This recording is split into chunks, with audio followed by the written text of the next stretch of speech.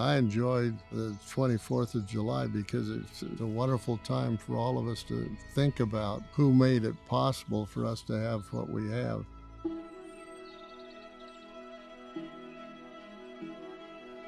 You're celebrating the day that these wagons made their way into the valley in Brigham Young, knowing where Joseph wanted him to come. When he saw the valley, said, "This is the place."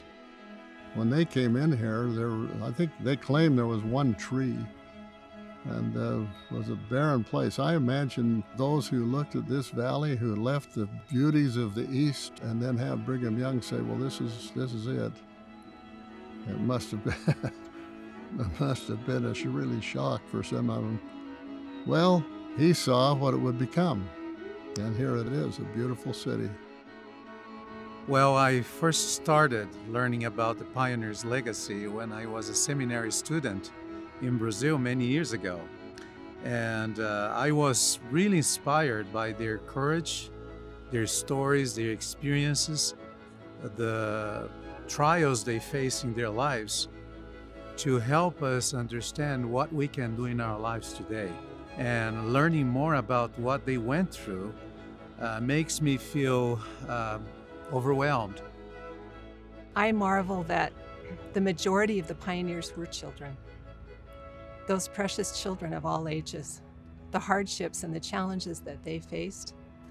Perhaps today's children won't face challenges of that same sort, but they will face challenges as well. And our children can look to those children and realize it was hard for them. They did hard things. What a legacy that is, following their parents' example, doing what they were asked to do, and keeping their faith strong in Jesus Christ. We ought to all have our hearts filled with appreciation for our pioneer forefathers who made it possible for us to have what we have. The pioneers in Brazil mean a lot to me because they paved the way for me.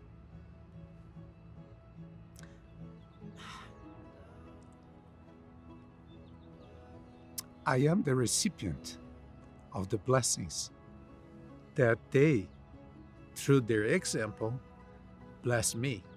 So they helped us to see beyond our eyes. They helped us to see our future. So I own